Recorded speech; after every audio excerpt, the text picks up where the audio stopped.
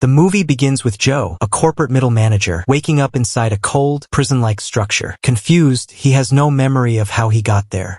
As he searches his pockets for his phone, he realizes it's missing. He scans the room and sees towering walls, a heavy locked metal door, and a large stone mill in the center. Disturbed, Joe starts shouting for help. A voice from a neighboring cell tells him to quiet down. Joe approaches a small air vent and asks the cellmate what's happening.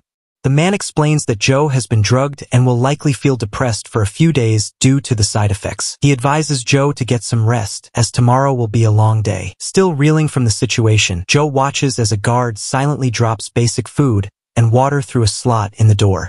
Seeing the food delivery, Joe rushes to the door and pleads with the guard, explaining that he has a pregnant wife who needs him. The guard ignores him and slams the slot shut, injuring Joe's hand. Frustrated, Joe bandages his hand with his tie and reluctantly eats the provided meal. Later that evening, a light appears on the wall, and an AI voice welcomes him to advanced career training. Confused and panicked, Joe turns to his neighboring cellmate again for answers. The man explains that this is part of Mallard, the company where Joe works. Many employees like Joe have ended up here due to poor work performance. The next morning, Joe receives more food along with instructions to dispose of waste through a toilet hole. As he goes about his routine, he stumbles upon a horrifying discovery: a human skull buried in the ground. Terrified, Joe rushes to the vent and frantically asks the cellmate if people have died in this place. The cellmate confirms that many employees have died while working there. Joe, horrified, wonders how any company could operate like this. The man explains that everyone signed a contract before joining Mallard, agreeing to the conditions without reading the fine print. Soon after, the AI voice addresses Joe, outlining his new job. From 6 a.m. to 10 p.m., he must push the stone mill.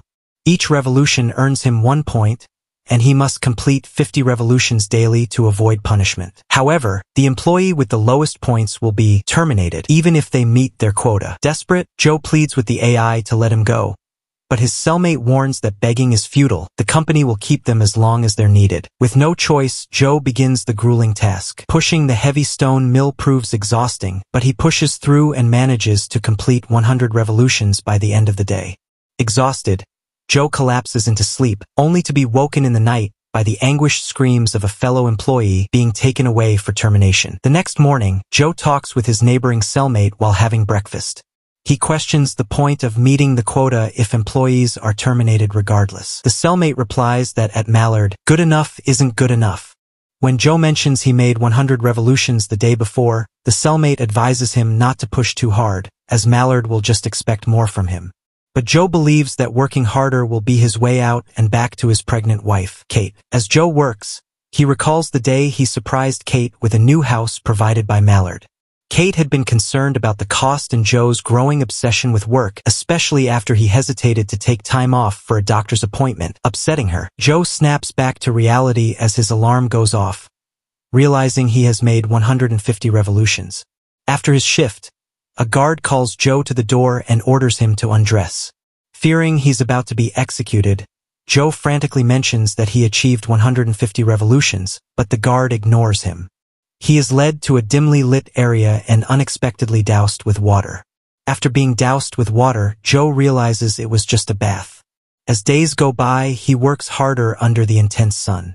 The heat causes him to drink more, and he soon runs out of water. Joe tries signaling the guard for more, but his cellmate tells him that they only provide enough to keep them alive. The cellmate suggests filtering urine through shoe insoles and storing it, but Joe is disgusted and refuses. Joe continues working, thinking of his wife, Kate, and how he had reassured her about medical bills by promising to work harder. By the end of the day, the AI congratulates Joe for completing 370 revolutions. He notices the name Alex carved into the wooden handle of the stone mill and asks his neighbor about it. The cellmate explains that Alex is the only person who ever escaped. As a reward for his hard work, Mallard gives Joe an engraved pen. Frustrated by the meaningless gift, Joe lashes out in anger. The following day, Joe is shocked to see his daily quota raised to 370 revolutions. When he protests, showing his injured hands, the AI dismisses his concerns, insisting that humans are capable of more than they realize. Joe begins working, but his revolutions no longer earn him points. His neighbor reveals that Joe has been penalized, now requiring 2 revolutions per point, effectively doubling his quota to 740. With no choice, Joe pushes himself to the limit but eventually collapses.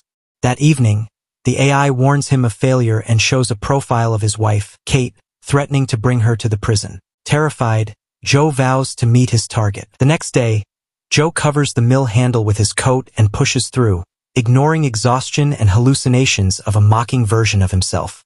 He meets the quota just before time runs out, and the penalty is lifted. Joe falls asleep beside the mill, only to be awakened by the AI showing him a video of his wife and newborn child in the hospital. Overwhelmed with emotion, Joe realizes he missed his child's birth. Desperate, Joe asks his cellmate how Alex escaped. Initially hesitant, the neighbor relates to Joe's situation, especially after hearing about the baby. The neighbor then reveals that behind a pillar, where the CCTV can't see, lies a spot that could hold a key to escape. Following the neighbor's instructions, Joe finds a weak spot in the wall and begins digging with his engraved pen. After days of effort, he creates a hole big enough to crawl through, but when he ventures inside, a guard catches him. When Joe wakes up, the hole has been sealed, his quota raised to 1,000 revolutions, and the neighbor's leg has been amputated as punishment. Apologizing, Joe learns that the entire system is controlled by an AI algorithm, which his neighbor helped create during his time in the IT department. Realizing they can't reason with the AI, Joe hatches a plan. If all the inmates stop working, the algorithm won't be able to punish anyone. He rallies the prisoners to form a union and convinces them to refuse work.